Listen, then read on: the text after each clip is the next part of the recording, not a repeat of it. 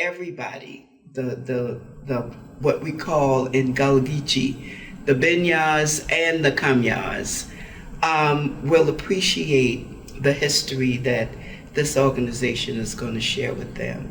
Will learn more about such a great city with great potential, and hopefully they'll pass it on in a positive way so that they can appreciate what is around us and what makes us the distinctive Charleston.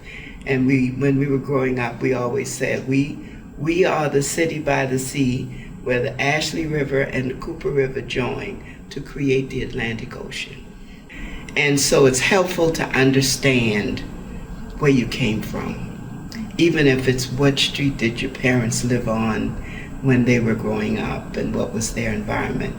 It helps to grow your appreciation for what you have. It also helps you recognize and appreciate the struggles that others have gone through just so you can have a better life. And it encourages young people to know that even though things were difficult at that time, people still made a way. They still understood how to get a leg up, how to work together, and how to build their community. So it's really very important. Well, I think overall, the eagerness of people to share their histories is fantastic. And the first thing that we're doing is listening. It's really key that we not go into this project with our own assumptions about what we think, but to actually use this as a time to have open ears about why places matter to people and what those stories are that help illuminate the past to inspire the present. Just this tremendous gap in the historical record. We traditionally in preservation look at the building, the four walls, the architectural history. And we have a more difficult time telling the stories of the people who actually inhabited these places. And I think as preservation moves into the next generation, what we're learning is that we have to look beyond the building. And we have to look at the people who lived in the building. They could be famous historical figures, but they could also be vernacular. Just who were they? And that helps us really understand how people lived in Charleston and why these places matter for our collective memory. The importance of this oral history project is an extreme one in that so much of the Black history, not only of the country, but of Charleston, is lost for a number of reasons. You see, in the past, people were so busy concentrating on survival from one day to the next that the idea of historical preservation was pretty much of an afterthought. It's very important to give this additional insight so that we can build on the strengths of the past and avoid the mistakes of the past in an even better fashion. So I would be representing the businesses that my father owned primarily because there were several that he owned, but also representing my mother, Emily Smith, who owned a beauty shop that was located on Cumming Street between Spring and Cannon. So I'm representing both of them who were entrepreneurs. Okay. So what market category would you place these two particular businesses? Well, for my mom, of course, it was a beauty shop, so she catered to Black women who needed to have their hair done. And then for my dad, because he had several different businesses, I would say the first one was the cab company, founded in 1936, safety cab company. Mm-hmm. And he found that there was a need for Blacks to be transported to their jobs. And in many instances, they could not get either afford to ride in a cab owned by a yellow cab company, because that wasn't necessarily his competition, but that was the cab company that was operational for whites. And I don't know that they refused Blacks to be transported different places. But because Blacks were working in jobs where they had to be on the job either early in the morning or late in the afternoon or evening, then my father found that would be a way for him to introduce a service that we as Black people needed. I remember that my dad and the men who worked in the service station wore these uniforms, khaki shirts and pants, and had a little shell emblem on their shirts. He looked very neat.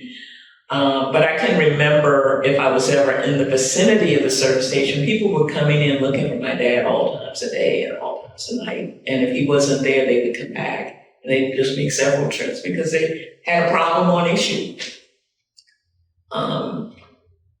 That was just his personality. He was a helper, and he was someone that people went to when they didn't know what to do or where to go.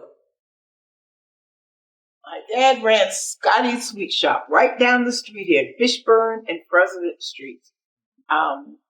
He was strategically located where Rhett School is, where Burke School, on the corner of Rhett School, Burke School, Harmon Fields, and his store. And any Black Charlestonian of a certain age who's over 65, 70 years old remembers fondly Scotty's Sweet Shop. That's where you went for the links and these red sausages that you put on the grill and you want them burnt and you put mustard on them. And that was your after school treat. Uh-huh. And he was also known for snowballs and candy apples. Oh, the crosstown was devastated because the neighbors that I had in that swath, they all had to move. And trying to get, let's say, to Spring and President Street, you took your life in your hands just trying to get over there. And with the crosstown. With the crosstown, yes. And that was the beginning of the end of that neighborhood, I think. And it was just the people that you knew. I can remember some of the families that used to live there or what was standing there, and it's all gone now. I want young people to understand the past, what this was like in the past, and that it's not a lost cause. But they've got to take up the mantle. I really think we boomers dropped the ball. And so we have to let the generation after us and the generation after that really. The family that I represent is the Brooks family. And the Brooks family has been around Charleston. This is their home. This is our home. We've always been in Charleston. In the late 1920s and 1930s, my family started having businesses in the Charleston area. One of our first businesses was on Calhoun Street. Our second business that was a restaurant was on the corner of State and Cumberland Streets. And then we moved uptown to Morris Street area, where 56 Morris was our first business, and it was a restaurant at that point. My dad, Benjamin Brooks, had the idea of coming up with a motel. And that's when we bought the properties on Morris Street. And we owned properties on Morris Street from 50 Morris through 60 Morris. And we also owned 50, 52, 54, 56. There's one building still standing, 56. That was the first building which we turned into a real estate office. And we also owned the buildings across the street. We built a new restaurant. And the building that's still standing is Danny Martin's law office. And what's the most famous out of those? The motel. Brooks Motel, 60 Mars, and it was famous because it was the largest and the first Black-owned motel in South Carolina. Okay.